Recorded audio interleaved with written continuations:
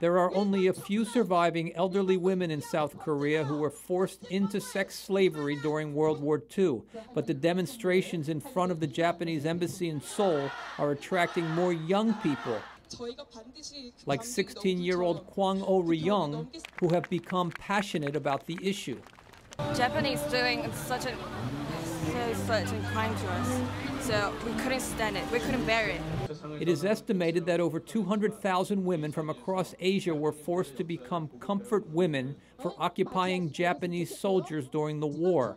Rally organizer Yoon-mi Hyung with the Korean Council for the Women Drafted for Military Sexual Slavery by Japan says they have been protesting now for nearly a quarter century.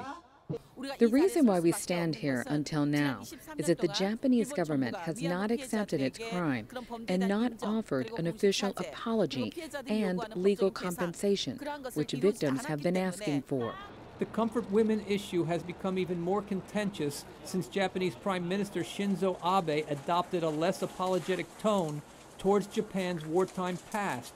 His visit to a war memorial last year that included the names of war criminals angered his neighbors.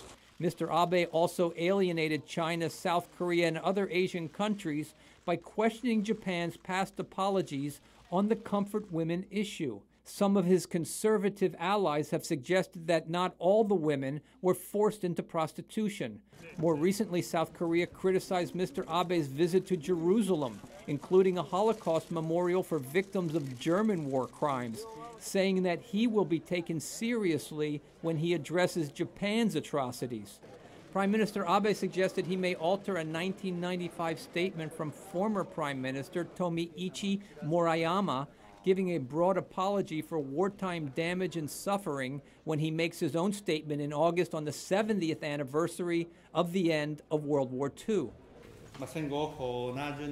As it is now 70 years since the end of the Second World War, the Abe cabinet will be reflecting on what we did wrong in the last war, and also on our progress as a peace-loving nation.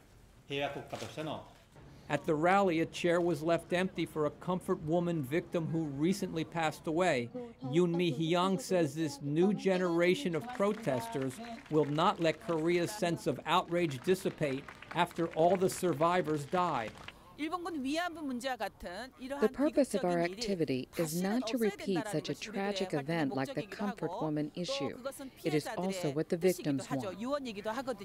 The protesters, they say, will not forget and not forgive until Japan makes amends. Brian Padden, VOA News, Seoul.